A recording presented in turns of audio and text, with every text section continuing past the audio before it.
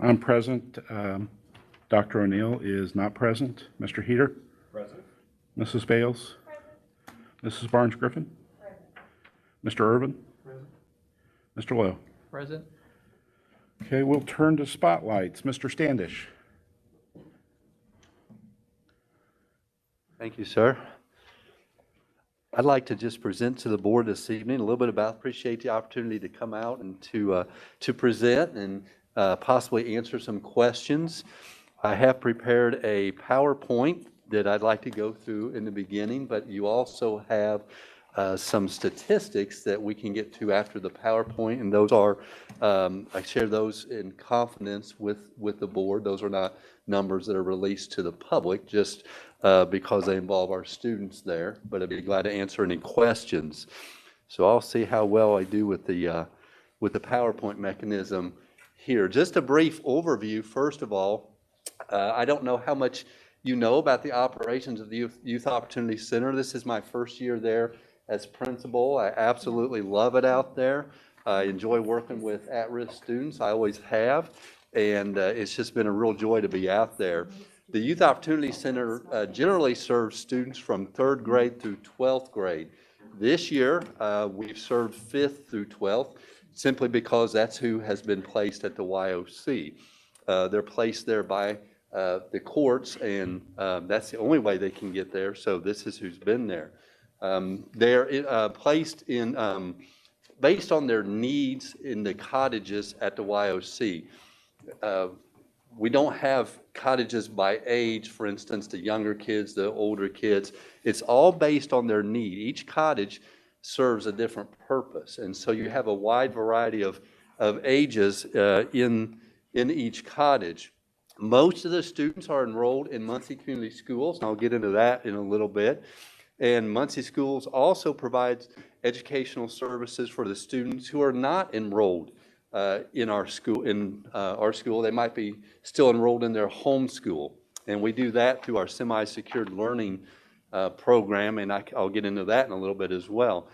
Some students are also enrolled in our HSE program, seeking that high school equivalency, and that is handled through the MAC. They come out to the YOC to present those services to the students. Basically, our role, and excuse me for reading, but this sums it up pretty well. We provide licensed teachers for students at each grade level. This allows for students to receive direct instruction in a classroom setting. High school students receive instruction from teachers in each content area, which allows for students to earn high school credits in the subject areas that they need them. This also allows for students to stay on pace for graduation. The middle school students receive instruction in English, math, social studies, science, reading, and physical education. Our student groups, and this is what we'll get into a little bit better explanation, we have 4 different groups there. The on-ground students, those students live in the cottages. That involves general education. We also have a life skills group, which are students that have some significant cognitive challenges. We have Semisecure Learning. Those students come from the cottages. We have task, and then also detention. So I'll go through each one of these quickly. Each student in the on-ground schools classroom, each student has 6 class periods. Now I'm basing this information as well on what we're doing in August, what it's going to look like in August. It's a little bit different right now due to COVID, like everything else in the world. So they'll have 6 class periods. Students are placed in a group of students according to their grade level. And then these groups rotate through classrooms throughout the day, just pretty much like any other school. Currently, our teachers rotate, our students do not. And that's due to COVID restrictions. There is 1 teacher in each classroom and at least 1 YOC staff in each classroom. And the role of the YOC staff member is simply to support the teacher with behavior management. It is the teacher's classroom. They deliver all the instruction. The Semisecure Learning, students are given assignments from our on-grounds teachers. So those assignments are coming from those certified teachers, and they're sent back to the teacher that we have in our Semisecure Learning. These students meet in small groups, usually 1 to 3, with that teacher. That teacher will have 2 groups going at once, and she'll go between the groups. And it just, again, right now they can only attend based on their cottage, not based on their grade level or their age or anything like that. So it's a little bit tricky. She gets one group going, comes over to the next group, which is in an adjacent room, while the YOC staff watches the other one, and they're just constantly going back and forth as she tries to help these students. Some of the students may work online to complete credit recovery as well. So these students are mainly, some of them are in an emergency placement, and they may be receiving homework from their home school, but also we have students that are what we call flight risk, that can't come out from behind the fence, and that's determined by their placing agent, and so we send the work back to them. So our one teacher that's back there stays very, very busy, working through Apex and Edmentum and other schools that are sending work, and plus the on-grounds work that comes back there as well. The task unit is a unit that is behind locked doors. It's elementary and middle school students. Those students are given direct instruction in that secure setting. The focus of task is mental health, and so those students attend on a 3-hour day. They will continue to attend on a 3-hour day, and quite frankly, that's about all they can handle. These are younger students that are really, really struggling, and so they do well with the 3 hours. Then the high school students, when they're in the task unit, they mainly work through Apex and credit recovery. We are able to get some high school teachers through there right now to help them with their different courses and answer those questions, but they're mainly working through credit recovery. And those high schoolers in tasks, they generally have just 2 or 3 classes they're working on, and really 2 is the max for them. Sometimes if they're doing well, we'll give them a 3rd one, but it's very difficult for them to focus on their studies in the particular unit that they're in. Detention, most folks know that we do have a detention building at the Youth Opportunity Center. Most of those students are not enrolled in Muncie Community Schools.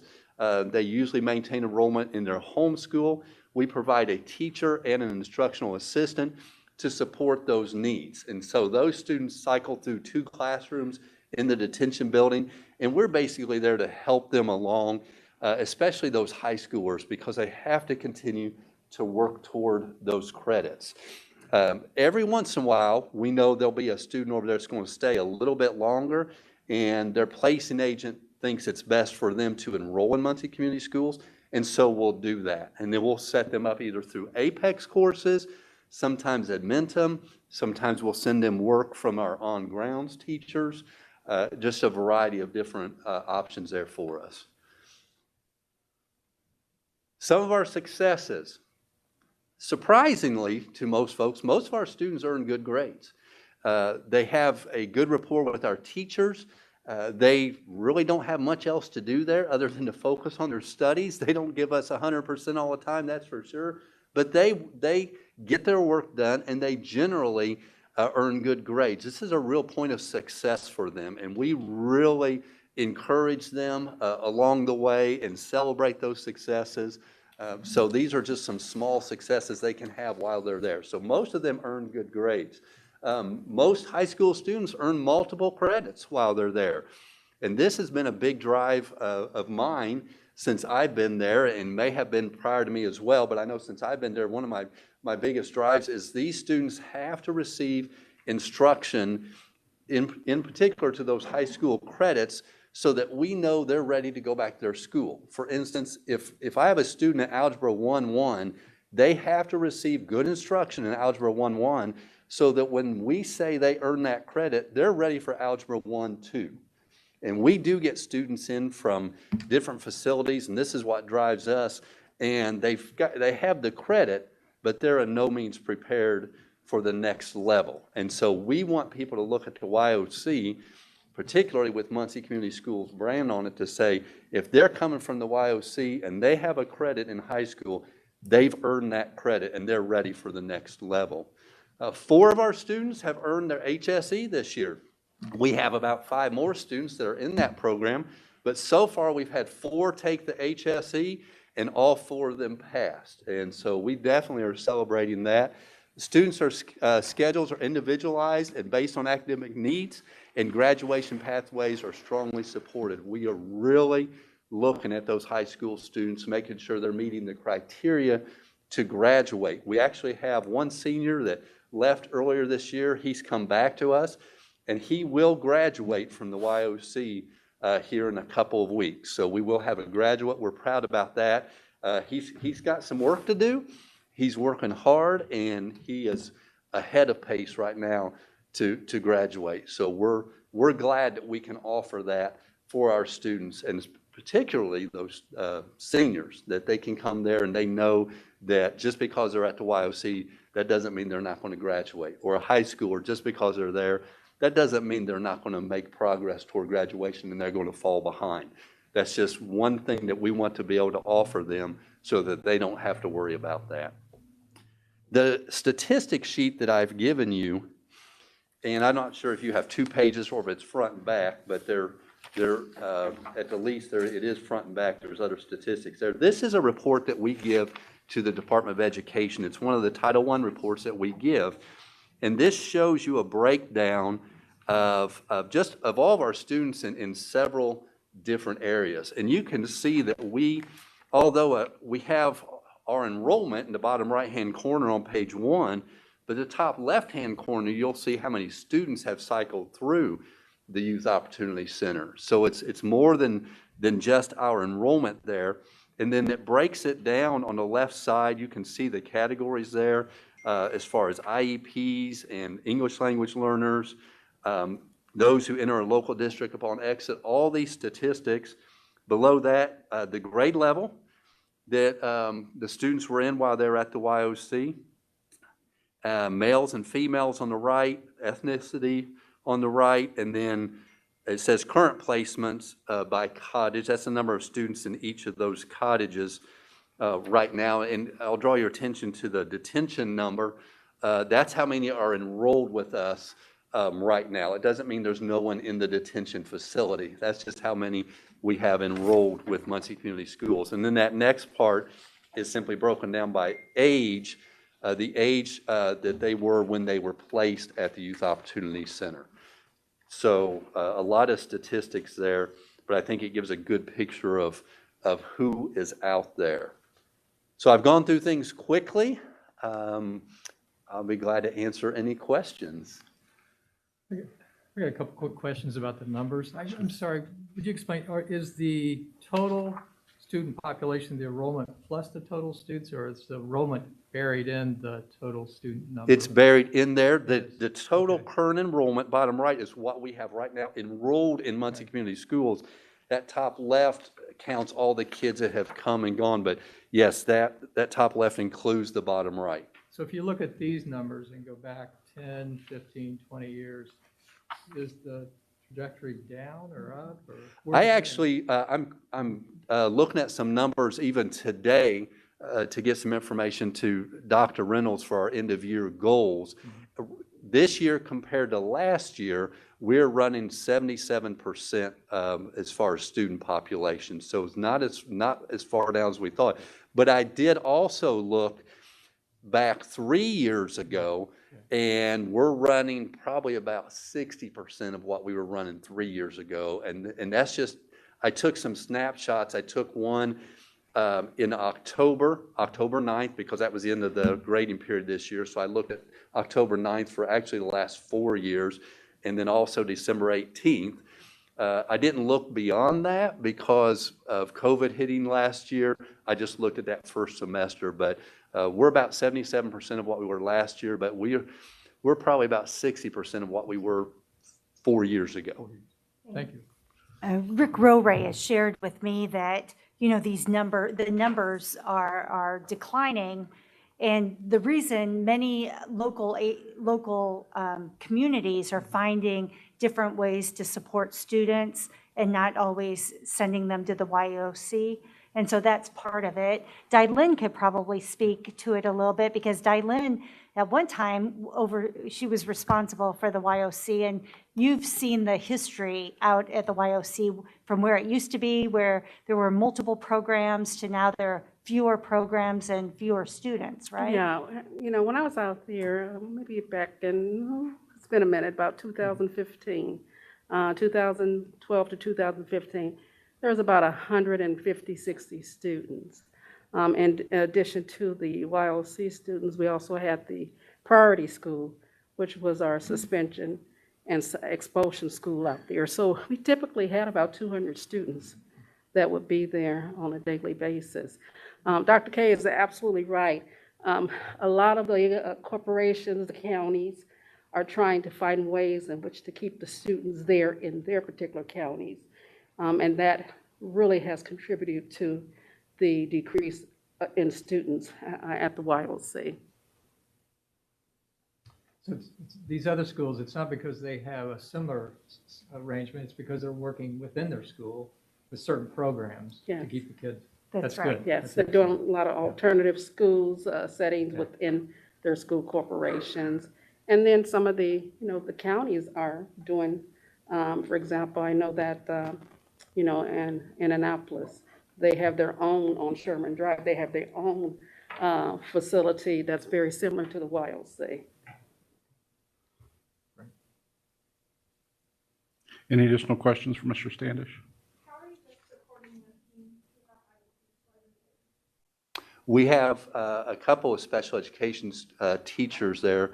Dawn Schmidt has been there for quite some time. When they come in, we do a move-in case conference, and then generally the accommodations that students would receive in an IEP, we give those just by nature to almost every student we have there. But we do have some particular, like I said, the life skills students. That's a whole separate classroom now.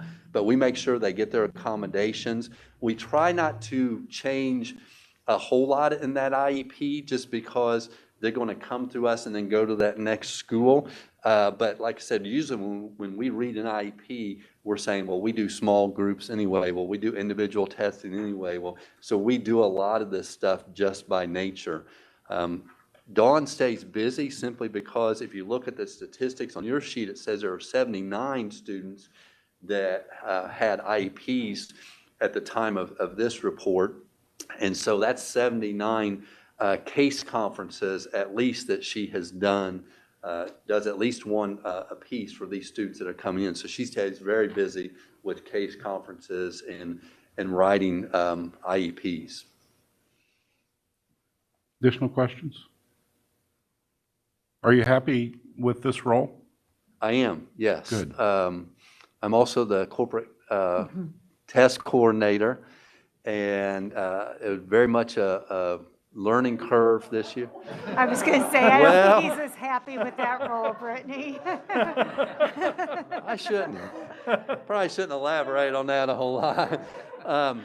No, actually, I went into that, again, a huge learning curve this year, simply because of my lack of experience with testing. We didn't test last year.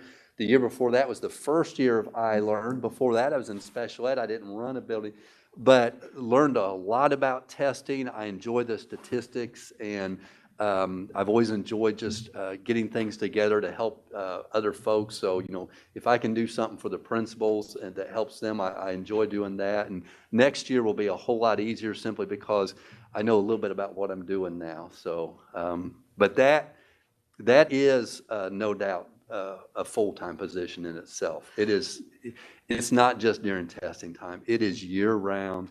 Or throughout the school year, and there is always some sort of testing window open, and we're just really trying to make sure we're getting the kids tested that need to be tested, that they're doing their best, that we're crunching that data and getting it out to the buildings and things of that nature. So it's challenging, but somewhat enjoyable.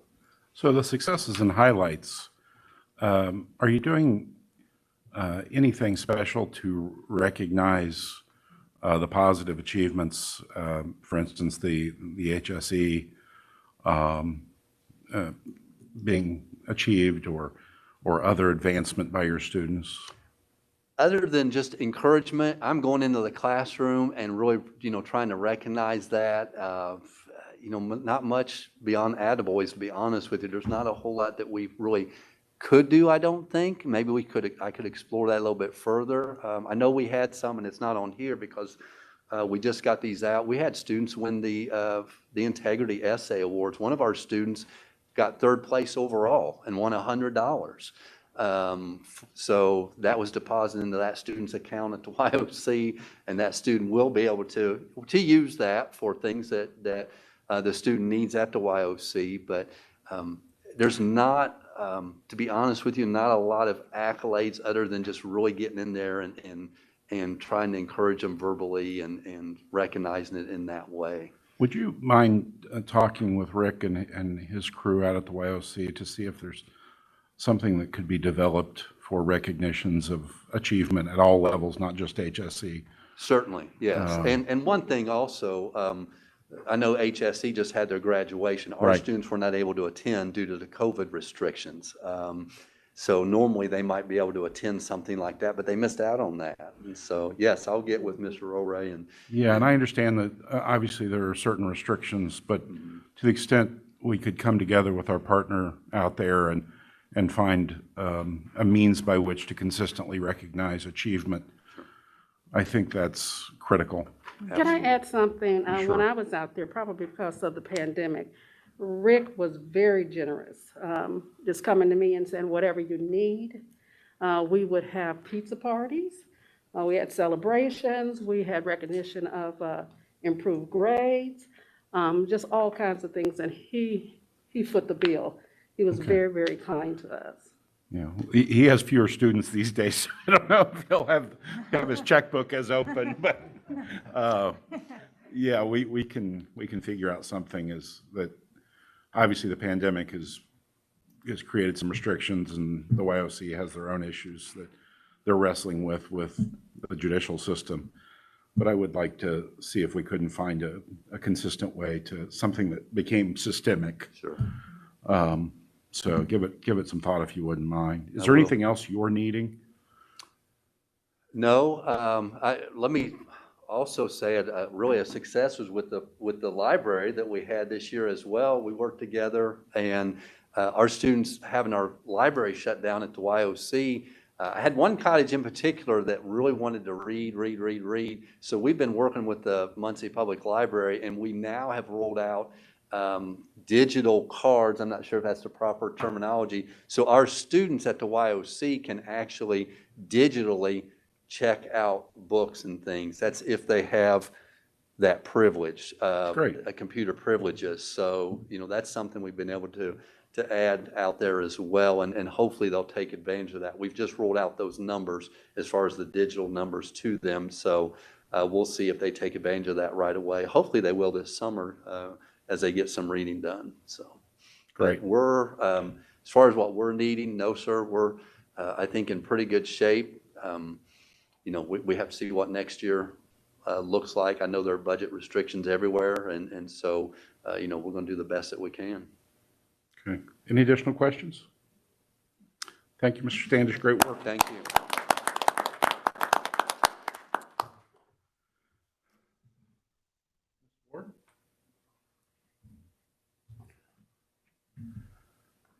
Thank you.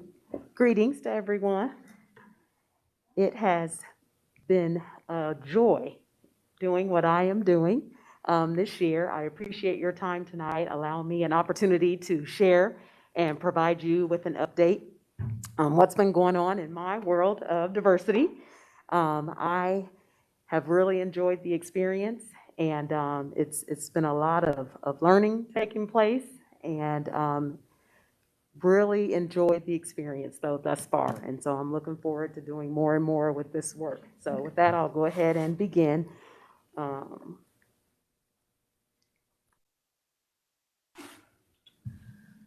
Okay, diversity.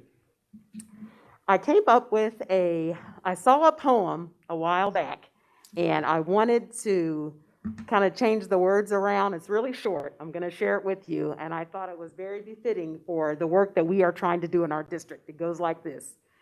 All are welcome in the Muncie Community School family, where together students learn, laugh, and grow. Teachers always sharing what they know, whether in class, at lunch, or recess, all through the day. We look out for each other in every way. All lives matter, so we try to be kind, never leaving anyone behind. Loving and kind, thoughtful too. Respecting one another is what we do. So I thought that was kind of cute and very befitting for the outlook that we want people to perceive us here at Muncie Community School. Diversity to me means being able to learn from people from all different walks of life, whether those differences are in culture, religion, education, or background. And I feel like we can learn so much by listening to others and also being exposed to their differences and perspectives, which brings me to this quote by Pat Waters. When we listen and celebrate what is both common and different, we become a wiser, more inclusive, and better organization. In our case, better school system, right? So I thought that was pretty cool. I love quotes. I'm a quote person, and I kind of picked up on something that Dylin had started a few years ago when she was in the diversity role with providing quotes a month. And I really like doing that because the principals, I send them out to the principals, and I know Andy here has been very good about including them on our website, but I send them out to the principals. I try to get them out at the beginning of each month. And the principals are free to use them however they see fit, however it best fits their school. Some of them, I know Mr. Walker at Central, he includes it on the announcements at the beginning of the month. Some of them may post it on a wall or in the classroom, but the teachers can do whatever they want. Principals can use those however they want. And quotes, as you all know, are just very motivational and inspirational. So that's something that I remember Dylin doing back a few years ago, and that's something that I wanted to continue. So that's something that I will definitely continue to do because we are all wonderfully made. And I will just jump right in. Last August, July, let me take that back. I kind of hit the ground running, trying to come up with training. I planned training for our school equity teams, along with our administrators and the district equity team. We did some cultural competency training back in July, and that was really good for our school equity teams because they were leading and implementing the Take 10 articles at the staff meetings each month. They've been doing that. We also did some implicit bias training in August with our school resource officers and also our bus drivers and bus aides. We had, for our cultural competency training, we had 66 educators present. 47 of those were teachers who consist of the school equity teams, and the others were the principals and then the district level administrators, as well as the district equity team. The implicit bias training we did in August at Pruitt Hall. We had Dr. Melinda Massinio from Ball State and Marsha McGriff. They were the presenters at that training. Our school resource officers participated. There were 17 of them. And then we had our bus drivers and aides to participate, and we had about 50 of them total. We think it's very important that they are the frontline workers, considered front lines for us, and we think it's very important that our parents and students come into a welcoming environment and an inclusive environment within our district. So we thought that training would be very, very significant for them. I also included the Indiana Black Expo 13th Annual IU Education Conference, which is always wonderful, and I'm hoping that we will get a chance to participate in that again this year. But they always have excellent presenters and just share a wealth of knowledge on different topics that are going on in our country. So that's coming up, so I'm gonna kind of look into that more because I definitely want to be a part of that. There's a few pictures of our bus drivers getting their training. Of course, we tried to make sure they were socially distanced and had their mask on. There are some of our school resource officers there in Pruitt. September and October, we did more training. We did the summit September 18th, if you recall, which was really good. It was also virtual, of course, everything's been virtual. And I really liked the summit training because we had Dr. Melinda Massinio come back for that training, and she was able to have a different audience of our teachers. And a lot of them obviously were not in the training in July, but they were able to be involved in the summit, professional development day training. So that was really nice. We always also added Web of Support with Derek Peterson. That was a really nice event as well. We had other trainings going on throughout the day, so we were able to break it up, you know, a couple hours here, a couple hours there. Also, Circle City Classic, Historically Black College and University College Fair. That's something that I've been participating in for a number of years now, and always a really, really good, well-attended event. And so what I do is recruit a lot of our students who might be interested in attending an HBCU. So I kind of gather those students up and get them signed up to attend that fair. And if nothing else, just to find out more, kind of broaden their horizon and find out more about HBCUs. The IBX Building Your Personal Brand Business Workshop was a big hit. That was in October, and I recruited several middle and high school students to attend that. And we had, I think, 14 total. We had more of our middle school students to attend that than high school, but we had about 14 total. Some of them were able to participate from home, and I provided a venue for those students just to make sure that they were going to participate. Because you know how students can be. They'll say, yes, Ms. Ford, I'm going to sign up, but then they don't. And then sometimes parents, they have a lot going on as well. So I tried to help them out and provide Central High School for them. And we also provided a meal for them too. So they really enjoyed the pizza, and then I think they had sandwiches from Subway on the next night. It was a 3-day affair, but the last day ended up getting canceled. It was in November, so it ended up getting canceled. But the students really enjoyed it. They had a lot of good incentives, a lot of good prizes. They had laptops, computers, all sorts of good prizes. So the kids were really looking forward to that. And they had the drawings like every night. So that kind of gave them a little incentive to stay also. And it was from like 4 to 9. So it made for a long evening, but the kids were really able to kind of learn about starting a business.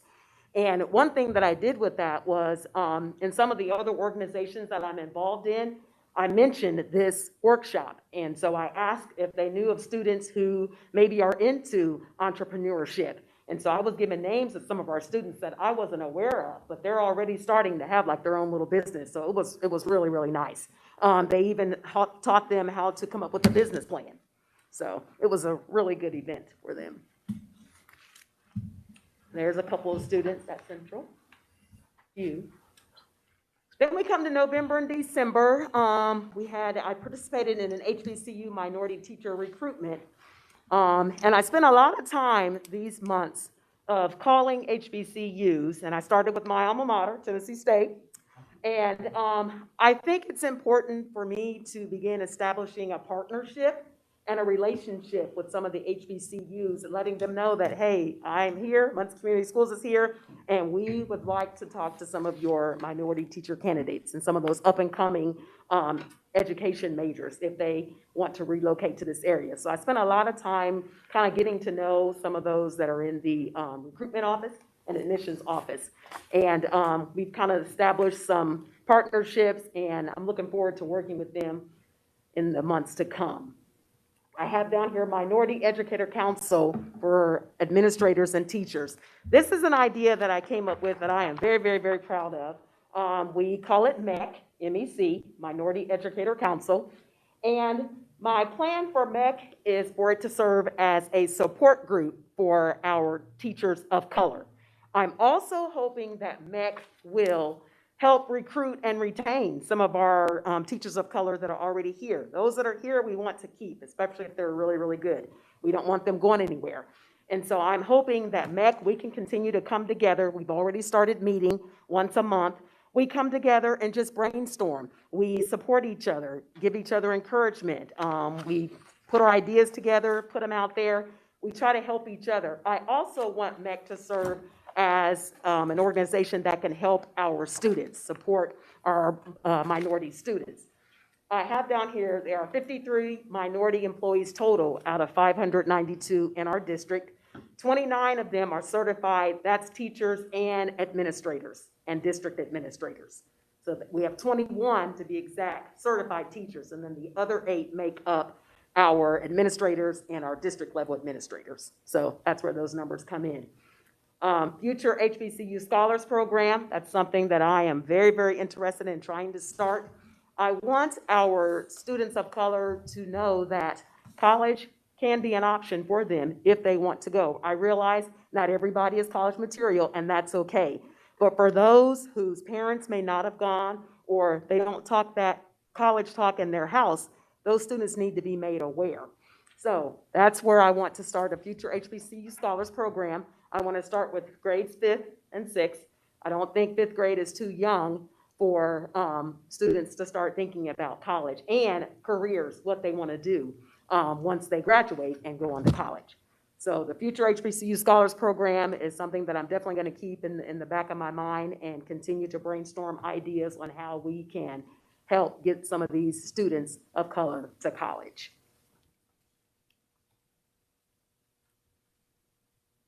January and February was spent with Dr. MLK and Black History Month. The MLK Youth Citizenship Awards, very successful event, always a big event. We recognized over 140 students.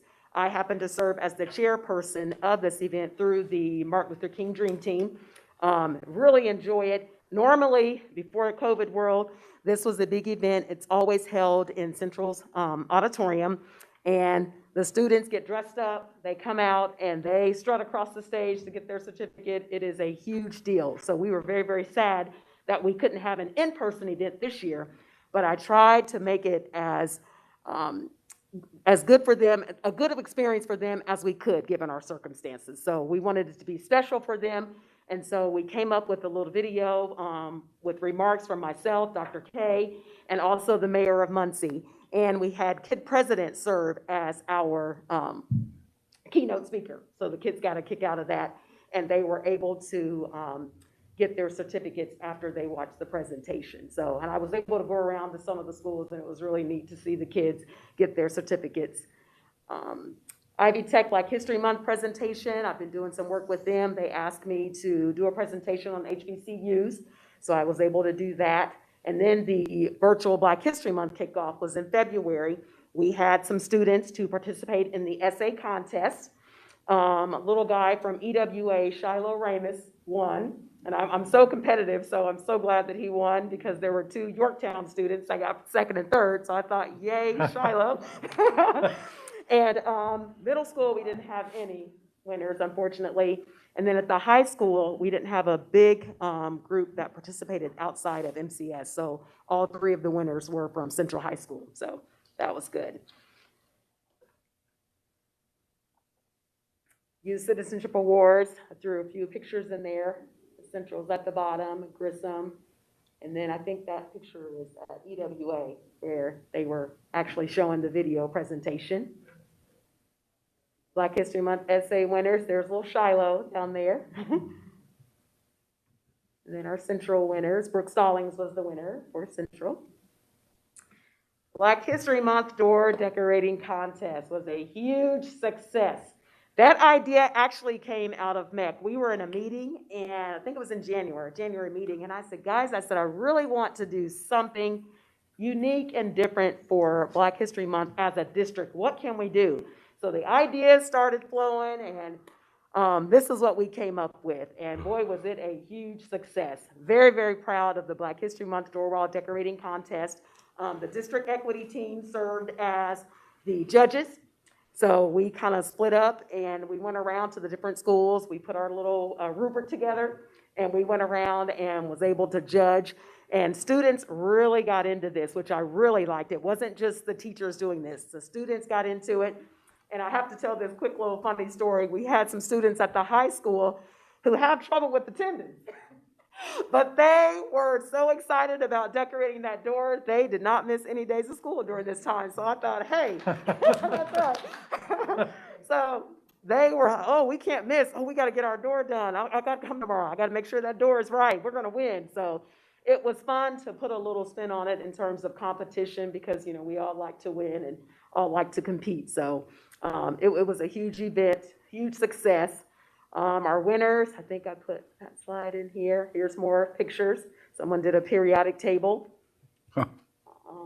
A lot of great ideas. Man, we have some really creative teachers in our district, let me tell you. Very creative. Here are the winners. The district winner, we gave certificates to each school winner. We chose a building winner per school and had, like I said, a lot of participation. We also had an overall district winner, and that was Lisa Wise's class, her kindergarten class.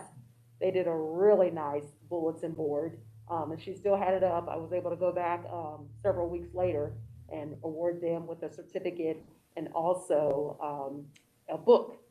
And the book was Ruby Bridges Goes to School. And so I made it really, really special for those students. And I called each one of them up individually to give them their book. And they were very excited about this, so proud, and for each one of them to be called up individually. So I thought we're going to make this really special for them, and they really enjoyed it. Here's a district equity team. We had a little fun during Black History Month, and some of us were able to dress up as a famous African American. And so we did that. And then the bottom picture is the MLK Dream Team, the Youth Citizenship Committee. So we got our picture in there too. March and April, the last couple of months, we, as you heard from the MCS BSU Social Studies Project last month, and so it's been a joy working with them. Dr. Sharon is wonderful. The social studies teachers have been fabulous in doing this work, so they are committed and are looking forward to the changes that are going to come. The Diversity Teacher Recruitment Fair, Diane and I participated in that through Wayne Township, and that's one that we've participated in before. 3-day virtual symposium was a highlight for my April. Ruby Bridges was one of the keynotes, and she was phenomenal. Really enjoyed her. And then we also participated in the Ball State virtual job fair a couple weeks ago. This month, I am focusing on scholarships for our seniors. I'm doing a lot of recruiting. I get a lot of scholarships that come across my desk, phone calls, emails, and so the minute I get those, I am out there calling students down to my office and trying my best to encourage them to apply. Our students need a little nudge and a little push. They need a little motivation to apply. And I know they have a lot going on. Senior year is crazy for seniors, if you remember back then. And they have a lot going on. A lot of them are working. A lot of them are student athletes. So they are very, very busy. A lot of them are overwhelmed because they are applying for so many different scholarships and trying to get into colleges. So I make sure that I stay on top of them so that they can apply for some of these scholarships, because sometimes not very many people are applying. And me with my competitive self again, I want our students to get the scholarships and not, the county.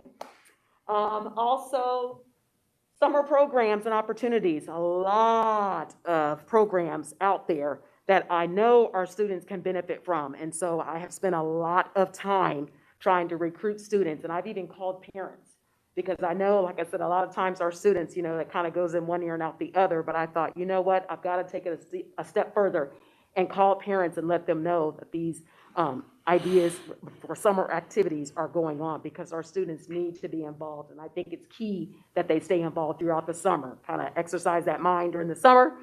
So those are two things that I've been definitely working on, and also professional development, which I spent a good part of the day today working on, trying to get ready for the fall.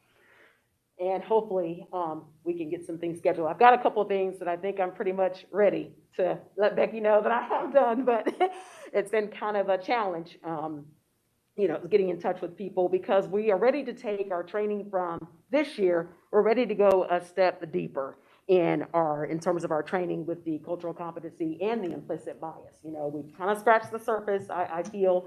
And so now it's time to go a little bit deeper. And so I've been thinking about, what that should look like for our teachers and staff. Thought I'd list my committees. This is kind of where I'm pulled between AP and all of the committees that I am serving on. The diversity role has really opened up the door for a lot of these committees. A lot of them are in-house with us, but then a lot of them are outside. And people are really pleased that MCS is really committed to diversity inclusion and equity. And so it's really neat to go to meetings and people compliment you on, not just me, but our district, on the initiatives that they've seen somewhere, and they see that we are striving to be committed to this work for equality and equity for all of our students. So I'm very, very pleased to serve in the role. It's been a whirlwind, and it's been quite the juggling act, let me tell you. But it's been great. It's been very rewarding, and I know that the best is yet to come. And I keep telling myself that we can't change overnight. You know, I have to just slow down and just take it in stride. And I know that we will get there if we continue all working together. So thank you so much for your time. Thank you. Any questions?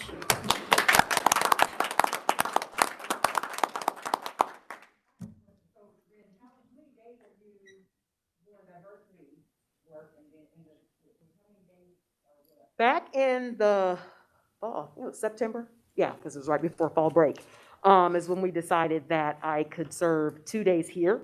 So I have been here Tuesdays and Thursdays since like October and doing diversity work. And then I'm at Muncie Central Monday, Wednesdays, and Fridays. Now, the funny thing about it is it kind of overlaps. I've tried to keep them separate as I can, but I find myself when I'm here answering emails and calling parents. I did it today. And it just kind of overlaps. But it has been nice because I have been able to be in a totally different spot. You know what I mean?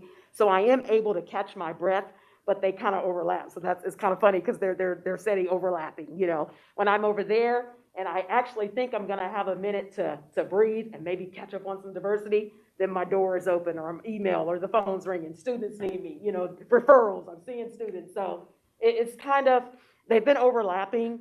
But it has been nice to be over here, though, because I can kind of breathe and I am away from it, you know. So I know I don't have to worry about when I'm here, the door opening and students coming to see me. So that part of it has been really good. But yeah. And then when you're there, though, like, so if you're here, is your work piling up there? Like, you know what I mean? The days that you're not Yes. actively working, when you go back on Friday, you got all that. Yes, yes. As a matter of fact, when I go back, I go in and I look at my folders, because we have our folders with our referrals in it for discipline. And I look, I take them out and I count and I tell my secretary, okay, let me get them first and then I'll deal with, you know, teacher issues or, so, yeah. But it kind of piles up. And sometimes I come back and they say, oh, Ms. Ford, we had a rough day yesterday, you know, and I think, oh, okay, well, what can I do to help, you know, for today? So, yeah. Yeah. So it's hard to keep them separate. But I do my best. Additional questions? Not really, not really. Not really, because I have other things going on. So if you need assistance with anything in terms of the students and working with getting them to an institution of higher education, Okay. feel free to call on the board. I mean, everybody here, I think, has connections to various institutions and would be happy to work with students. I know I certainly would. Okay. I appreciate that. And then the HBCU Scholars, was that a program, did you envision that being specific for the HBCU schools or broader than that? Good question. I'm gonna, and I told the MEC, some of the MEC members, I want to start off by pushing college for these students first. You know, let's just talk about college. Right. Anywhere, you can go to Ball State as long as you go, if you have the potential, you know, and the means to do so. Sure. But yes, so college first, and then I'll move into my HBCUs. But yes, college first. Okay. Any college. And you know, one of my heroes went to Lincoln. Okay. You know who that is? Thurgood Marshall. Thurgood, yeah, that's what I said. I got it right. Yeah. So, Thurgood Marshall, yes. yeah, so he's a Lincoln grad. Yeah. Anything else? Any additional questions, comments, concerns? Thank you for all of your work on this critical issue. Thank you for staying connected to the students.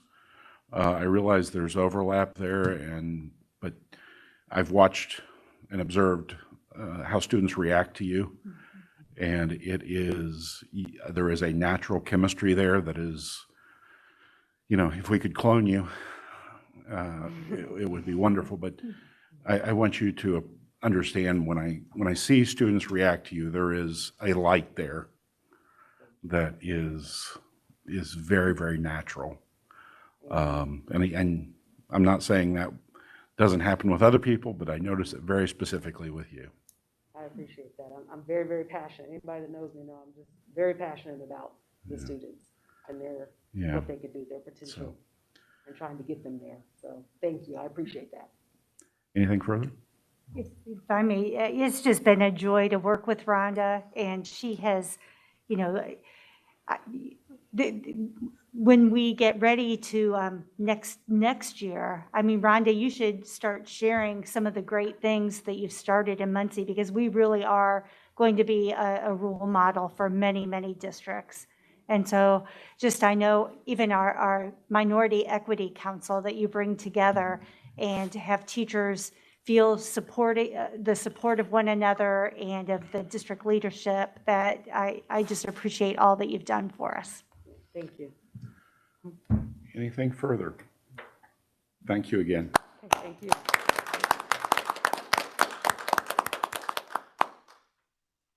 Mr. Klotz, any public comments? Okay. Dr. Kwiatkowski? I took that out of order. I apologize. Well, just a few things to provide an update. Last week, Caleb had his first adult ed graduation, and it was a very nice evening for the students and their families and for all of us that were in attendance. And any of you who know Caleb, you know that he does not miss any level of detail, and so he had everything ready to go, and so we appreciate him and his leadership. You pay attention in the next day or two, you're going to see a release of our Teacher of the Year by schools, our Partner of the Year by schools, and then each school also identified a rising star. And we're in the process of identifying our Elementary Teacher of the Year for the district and Secondary Teacher of the Year. You know, I've said multiple times, we have great people in Muncie, and you know, every one of these who have been awarded, they are just all well deserved. So it makes it a hard job to identify one to be a District Teacher of the Year for each level. I spoke with Sabrina today because she did a nice job with, we wrote a grant and had an opportunity to provide some, have our high school students provide some virtual tutoring, which helped them with graduation pathways if they need to meet the service component. And they worked with Chuck's group and John's group with our virtual learners. So another way of connecting students. And they've just wrapped that up. And she shared some of the parents who responded back to her. So Sabrina, who's our high school counselor, does a tremendous job and always goes over and above for our students. She's been busy this week with AP testing, so that's something else going on over at our high school that will get wrapped up on Monday. I checked with Tony before the meeting for registration.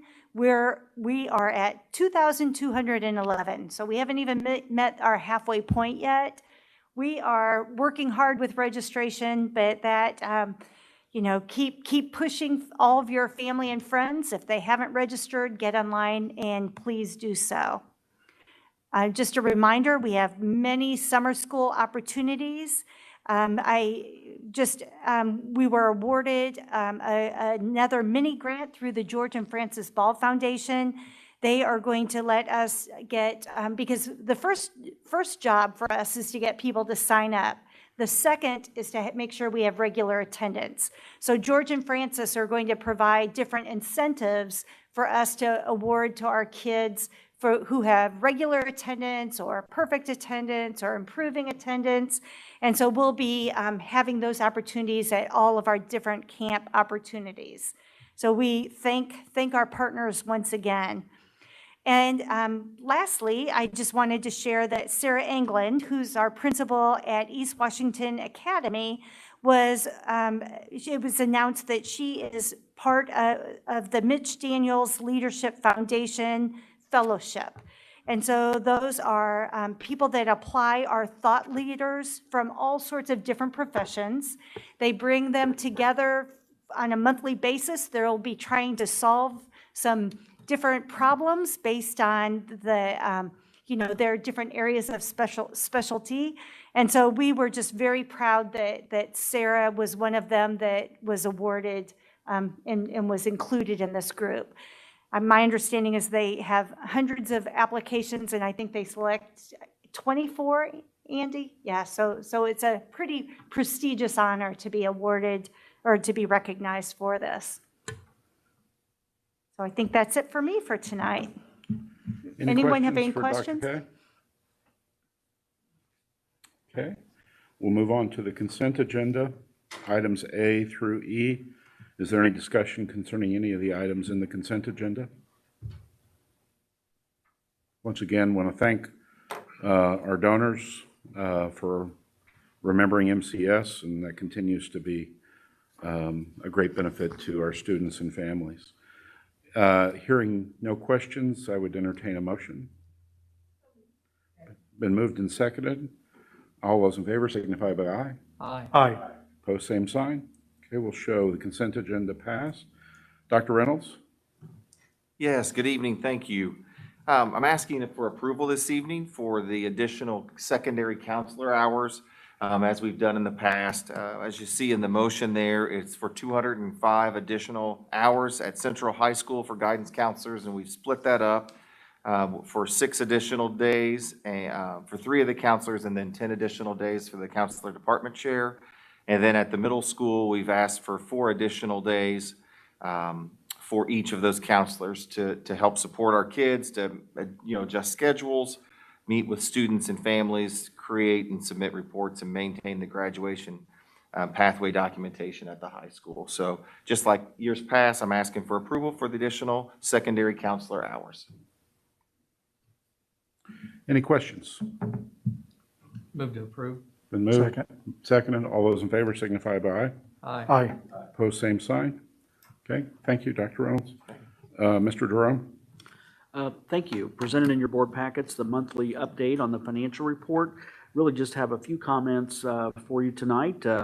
One big change that's reflected is with our results is the forecast for the state basic grant. That revenue is now showing about $495,000 higher, and that's due to the higher state estimates.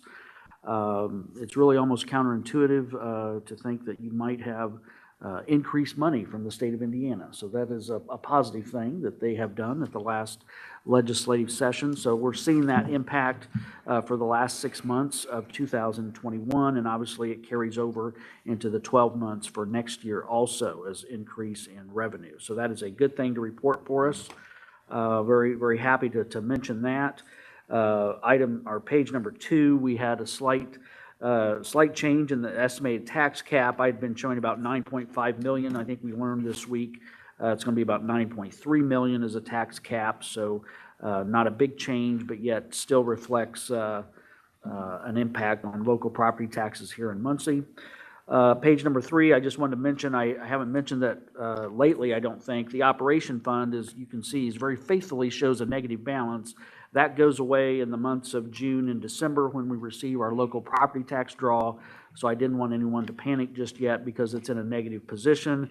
Once we receive our property tax draws in June and December, those fund balances will go back into the positive.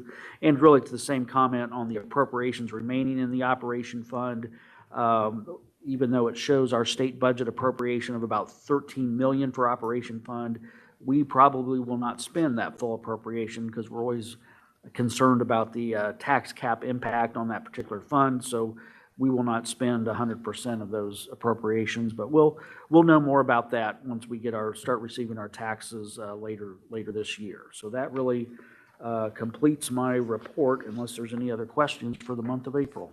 Any questions to Mr. Jerome? And so I know that you've got your eye on this, but we potentially retire one of the bond issues, the payments in 2022, is that right? Okay, so, and I presume that we have thoughts on renewing that or issuing new bonds sometime to coincide with the retirement. Right, that plan is still in place with our financial consultants to address that. Okay. And then I just want to make certain that the infusion of funds from the variety of other sources, most specifically the federal government through the state, that we're planning around that in terms of moving forward with the bond issue. And Okay. it's obviously we want to take maximum advantage for our students and families, but through by virtue of the legislation that was passed, both at the federal level and now at the state level, there's going to be lots of moving pieces there. So just, I want Baker Tilly to be, and you to be guiding us, even if we have to be creative and thoughtful in how we're getting there. So our Brad brought together a building and grounds committee, and we were having ideas. So the ideas that we're going to put in with our federal funds will be different than those. We're trying to accomplish as many projects as we can with the funds that will be coming in. So that we're not trying to just Throw things against the wall. Right. Yeah. And remind me, is there an expiration date by which you have to spend those funds? So the ESSERS 2 is December of 2023. ESSERS 3, which is so ESSERS 2 is where we hope to do the project at Southview or at EWA. ESSERS 3 is December of 2024, and that's where we hope to do the project with Southview.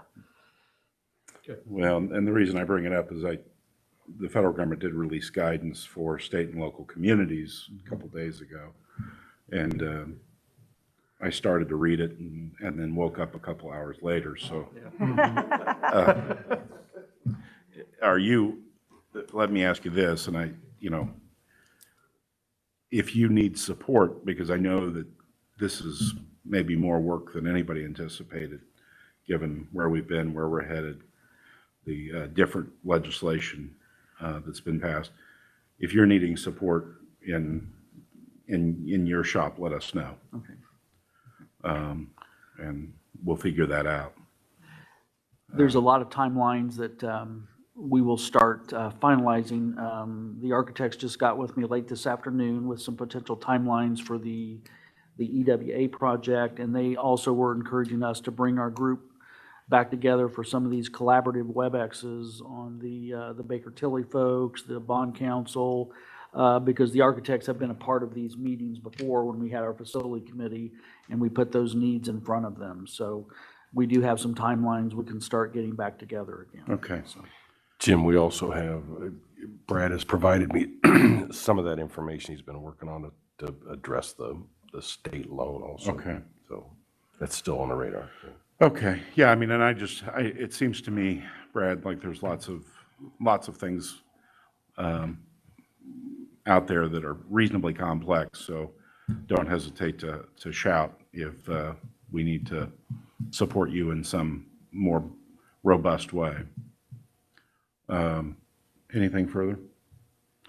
Any questions, any additional questions for Mr. Jerome? Would entertain a motion to approve the financial report. So moved. Moved and seconded. All those in favor signify by aye. Aye. Post same sign.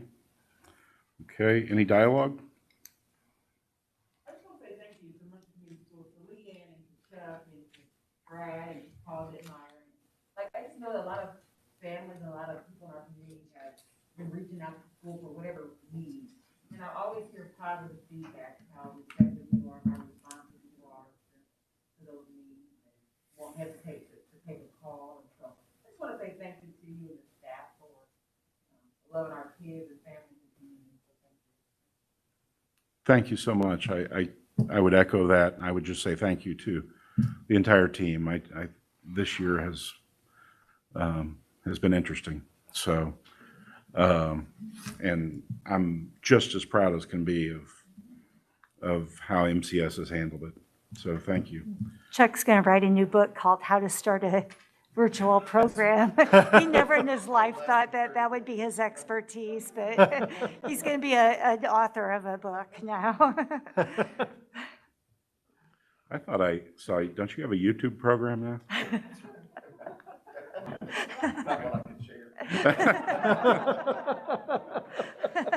Well, those are the best kind. So, anything further? Any media inquiry? Okay.